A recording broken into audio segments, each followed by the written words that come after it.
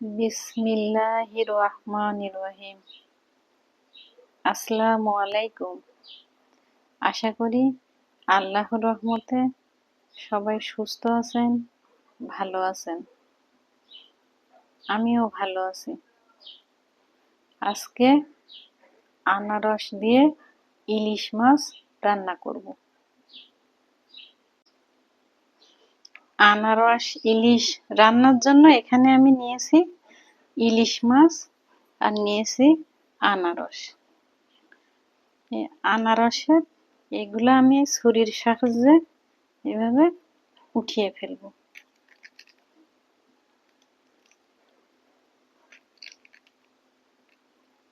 এভাবে করে উঠিয়ে নিব।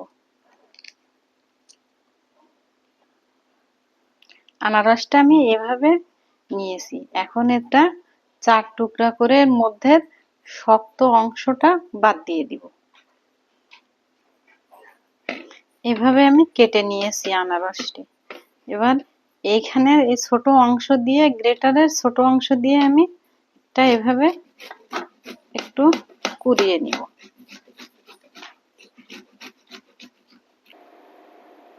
আনারস কুড়িয়ে এমন হয়েছে।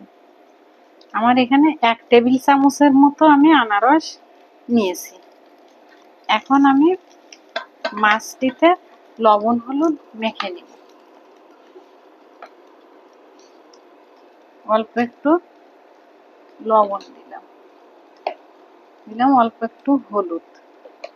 এটা আমি ভালোভাবে মেখে নিব।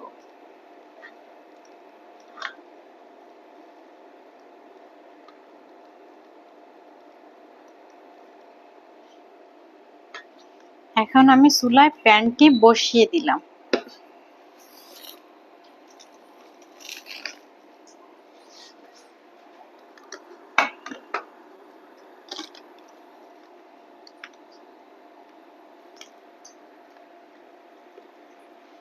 আমি এখানে 2 টেবিল চামচের মতন সরিষার তেল দিলাম।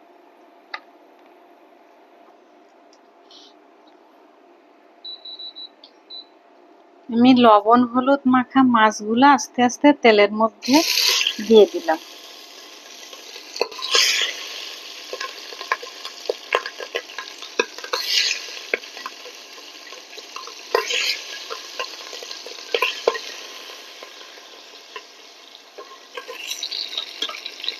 মাছগুলো আমি খুব বেশি লাল করে ভেজে নিব না, একটু হালকা করে ভেজে নিয়েছি। এভাবে সব মাছগুলো আমি ভেজে নিয়েছি।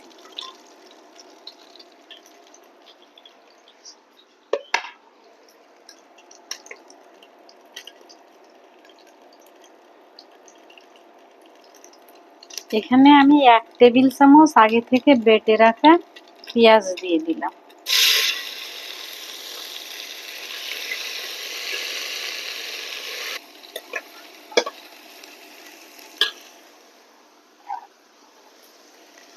এবার আমি এখানে কুড়ানো আনারসগুলা দিয়ে দিলাম।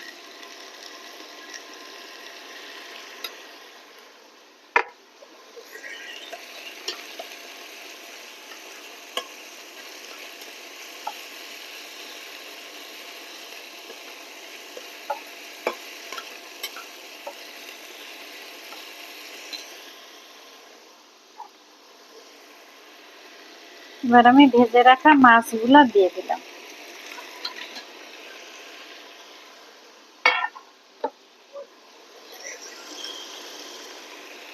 আর দিলাম 1 কাপ পরিমাণ পানি।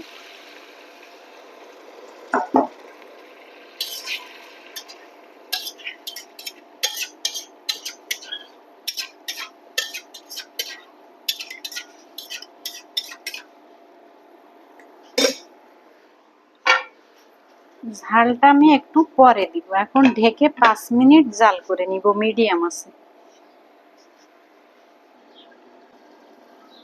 ঢাকনাটা খুলছি।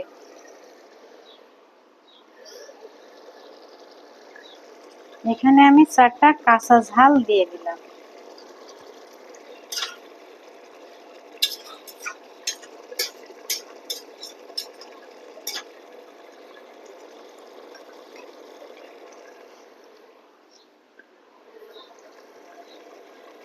তেলটা উপরে উঠে না আসা পর্যন্ত আমি ঢেকে জাল করে নিব মিডিয়াম আছে। ঢাকনাটা খুলছি। লবণ দিতে ভুলে গিয়েছিলাম, এজন্য লবণটি আমি এখন দিয়ে দিলাম।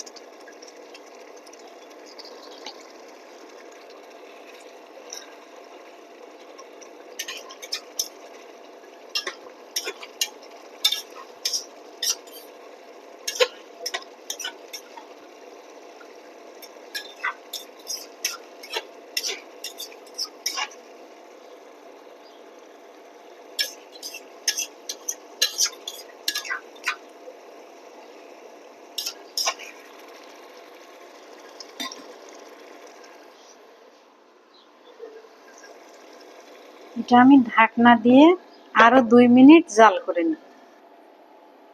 ঢাকনাটা খুলছি।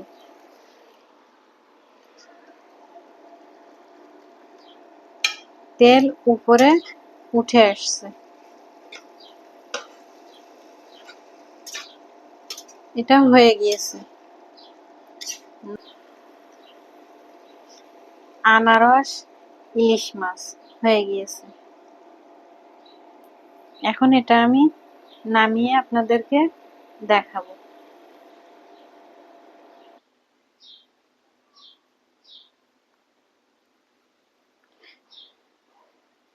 রান্না হলো আনারস ইলিশ। সবাই সুস্থ থাকবেন, ভালো থাকবেন। আল্লাহ হাফেজ।